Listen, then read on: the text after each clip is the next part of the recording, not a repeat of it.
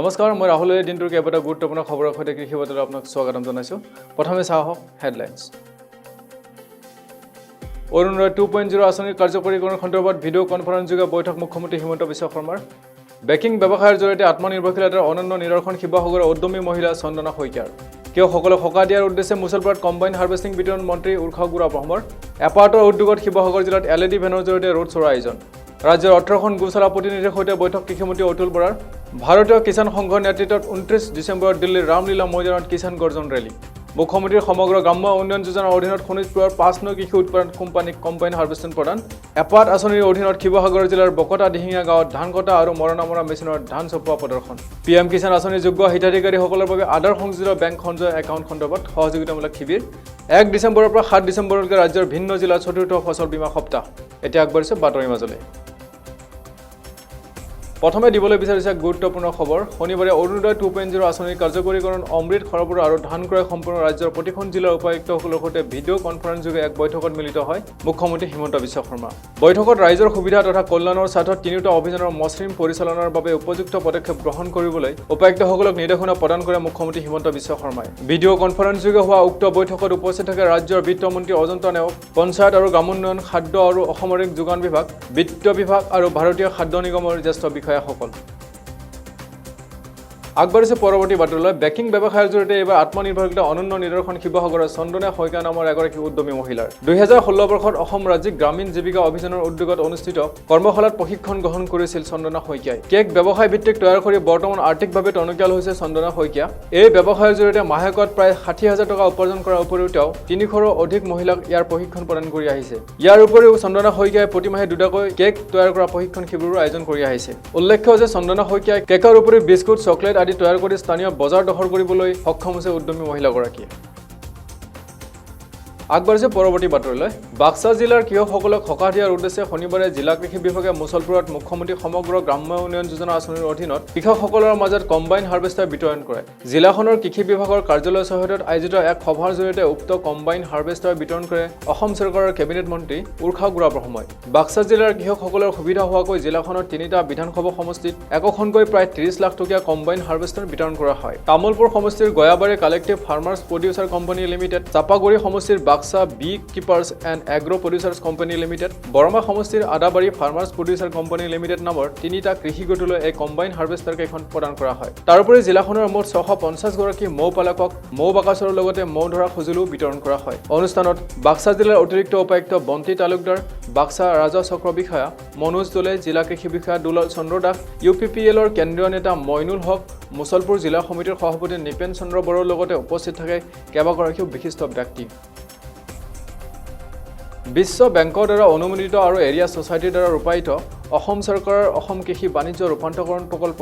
চমুকৈ এপাৰ্টৰ উদ্যোগত শিৱসাগৰত LED ফেনৰ জৰিয়তে ৰোড শ্ব'ৰ আয়োজন কৰা হয় ক্ষুদ্ৰ কৃষক আৰু ক্ষুদ্ৰ উদ্যোগীসকলৰ এপাৰ্টৰ দ্বাৰা ৰূপায়ণ কৰা আঁচনিসমূহৰ বিষয়ে সজাগতা সৃষ্টি কৰা তথা কৃষি উদ্যোগীৰ সামৰ্থ্য বৃদ্ধি কৰাৰ লক্ষ্যৰে জিলাখনত আয়োজন কৰা হৈছে উক্ত ৰোড শ্ব'ৰ 4চকীয়া মিনি ট্ৰাকত দৃশ্যশ্ৰাব্য মাধ্যমৰ জৰিয়তে জিলাখনৰ গাঁৱে গাঁৱে আয়োজন কৰা ৰোড শ্ব'ৰ জৰিয়তে কৃষক উৎপাদক কোম্পানী গঠন কৃষি সামগ্ৰীৰ বিপণন বজাৰ সংযোজী ব্যৱস্থাপনা বিকাশ কৃষি যান্ত্ৰিকীকৰণ জলবায়ু অনুকূল আধুনিক কৃষি প্ৰযুক্তি ব্যৱহাৰ আদি বিষয়ক কৃষক আৰু কৃষি উদ্যোগীসকলৰ মাজলৈ লৈ যোৱাৰ প্ৰয়াস কৰা হৈছে 19 নৱেম্বৰৰ পৰা জিলাখনত এই অভিযান আৰম্ভ হৈছে পৰৱৰ্তী 25 দিন ধৰি চলিব লগা এই প্ৰচাৰ অভিযানত 24 ডিচেম্বৰত সামৰণি পৰিব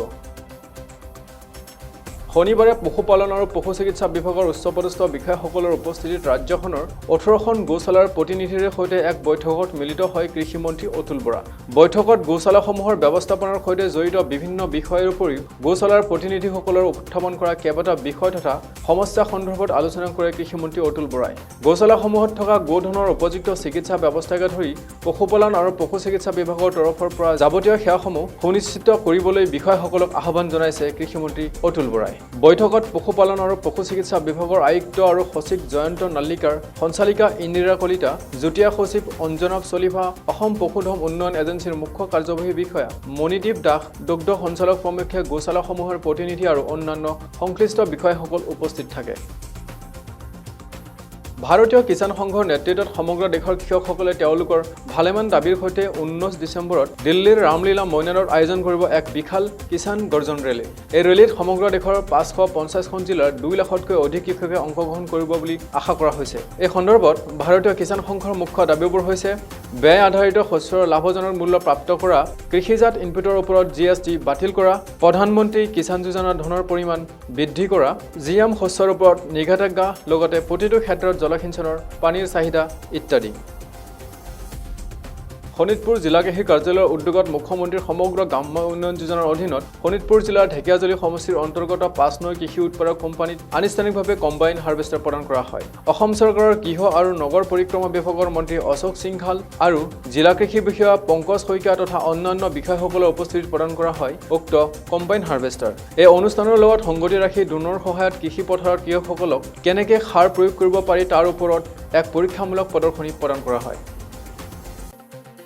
শিৱসাগৰ জিলা কৃষি বিজ্ঞান কেন্দ্ৰৰ উদ্যোগত অসম কৃষি বিশ্ববিদ্যালয়ৰ সহযোগত এপাৰ্ট আঁচনিৰ অধীনত শিৱসাগৰ জিলাৰ বকতা দিহিঙীয়া গাঁৱৰ পথাৰত ধান কটা আৰু মৰণা মৰা মেচিনেৰে ধান চপোৱা প্ৰদৰ্শন কৰা হয়। এই উপলক্ষে বকতা দিহিঙীয়া গাঁৱৰ চাংমাইবাৰীত আয়োজিত কৃষক সভাত ধান খেতিত অধিক উৎপাদন আৰু উৎপাদনী ব্যয় সন্দৰ্ভত কৃষকসকলৰ সৈতে আলোচনা কৰাৰ লগতে মেচিনৰ দ্বাৰা কৃষকসকলে কম খৰচত কেনেদৰে পথাৰত ধান কটাৰ সমানে মৰণা মাৰিব পাৰি তাক প্ৰদৰ্শন কৰা হয়। সাধাৰণতে কৃষকসকলে পথাৰত ধান চপাবলৈ 1 বিঘা ভূমিত প্ৰায় 1000ৰ পৰা 1500 টকা খৰচ কৰে, কিন্তু এই মেচিনৰ দ্বাৰা ধান চপালে খৰচ হ'ব মাত্ৰ 800 টকা। 1 ঘণ্টাত এবিঘা ধান চপাবলৈ সক্ষম হয় এই যন্ত্ৰ। কৃষকৰ সুবিধা হোৱাকৈ কৃষি বিজ্ঞান কেন্দ্ৰৰ আয়োজন কৰা এই কাৰ্যসূচীত শিৱসাগৰ জিলা কৃষি বিজ্ঞান কেন্দ্ৰৰ বহুকেইজন বিষয়া, কৃষি বিজ্ঞানী, মহকুমা কৃষি বিষয়া অমৃত শইকীয়াৰ লগতে থাওৰা সমষ্টিৰ বিধায়ক সুশান্ত বুঢ়াগোহাঁইও উপস্থিত থাকে।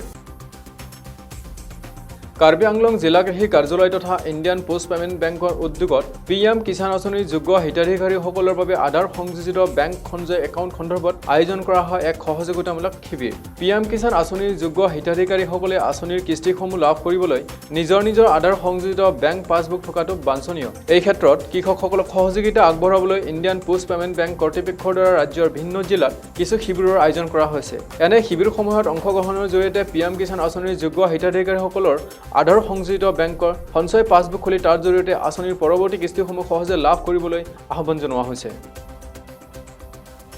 আজাদী কি অমৃত মহোৎসৱৰ লগত সংগতি ৰাখি প্ৰধানমন্ত্ৰী ফচল বীমা যোজনাৰ অধীনত 1 ডিচেম্বৰৰ পৰা 7 ডিচেম্বৰলৈ ৰাজ্যৰ ভিন্ন জিলাত চতুৰ্থ ফচল বীমা সপ্তাহ পালনৰ কাৰ্যসূচী হাতত লোৱা হৈছে। ৰাজ্যৰ ভিন্ন জিলাত পঞ্চায়ত আৰু গ্ৰাম উন্নয়ন তথা ৰাজহ বিভাগৰ উদ্যোগত অনুষ্ঠিত হোৱা গাঁও সভাসমূহত কৃষি বিভাগৰ বিষয়া কৰ্মচাৰীৰ উপস্থিতিত প্ৰধানমন্ত্ৰী কৃষক সন্মান নিধি আঁচনি আৰু প্ৰধানমন্ত্ৰী ফচল বীমা আঁচনিৰ ওপৰত আয়োজিত হোৱা সজাগতামূলক সভাৰ কিছু বিশেষ দৃশ্য এয়া।